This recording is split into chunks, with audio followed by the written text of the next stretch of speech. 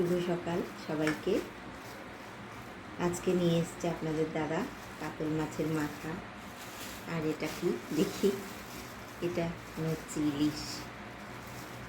ইলিশ এটাতেও ইলিশ, দুটোতে ইলিশ। আর কি এনেছে দেখি, চিংড়ি। আপনাদের দাদা তো সবসময় দুদিন একদিন পর পর বাজারে যেতে চায় না, এর জন্য একবারে এনে রাখে। এই যে এটা কাতল মাছ না, এটা কাতল। এই মাছটা কয়েকদিন চলবে আমাদের।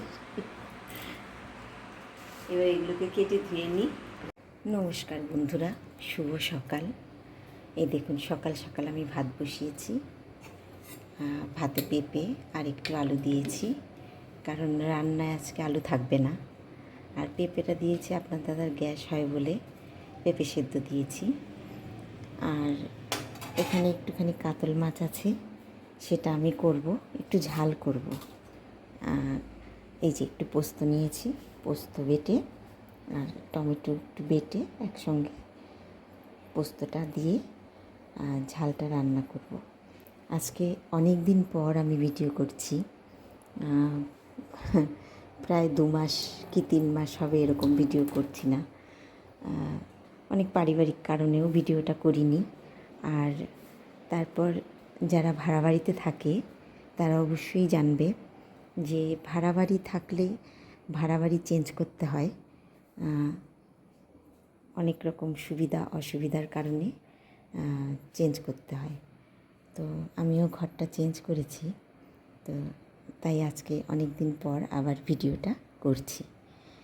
কি দিয়ে রান্নাটা করছি, কি করছি, কি রান্না করছি আপনাদের সঙ্গে শেয়ার করছি, আপনারা দেখুন। এবার মাছগুলোকে আমি ভেজে নেব এক এক করে,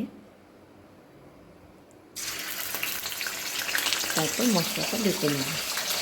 মশলা মানে পোস্তটা বেটে নেব।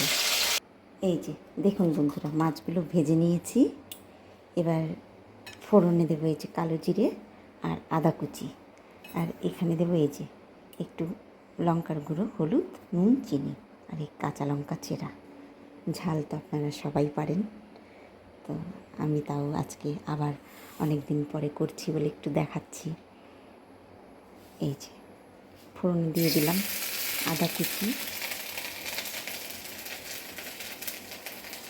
আর দিয়ে দেবো কালো জিরে।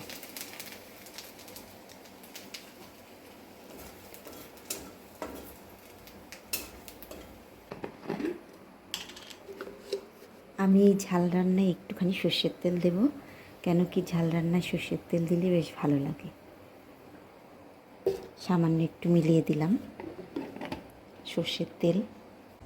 এবার এই যে পেস্ট করা টমেটো আর পোস্তটা, তার সঙ্গে একটা লঙ্কা দিয়েছি বলে কাঁচা লঙ্কা আমি এটা আগেই দিয়ে দেব।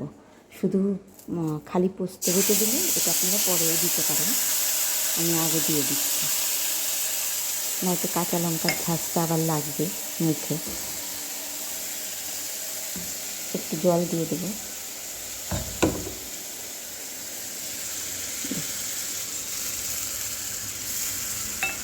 এবার এই যে মশলাটা, হলুদের গুঁড়ো, লঙ্কার গুঁড়ো, 3টে মাছের জন্য এই পরিমাণটাই দিলাম।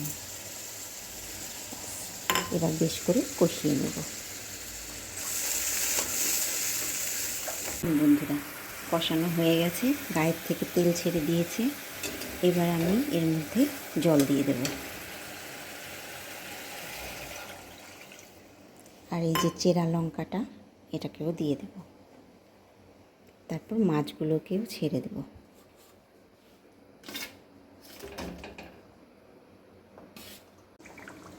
এই যে দেখুন বন্ধুরা, হয়েই এসছে। ঝোলটা আর একটু শুকালেই নামিয়ে নেব।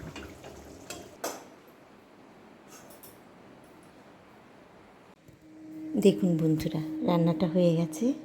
আজকে এই পর্যন্তই, আবার দেখা হবে আরেকটা নতুন ভিডিওতে।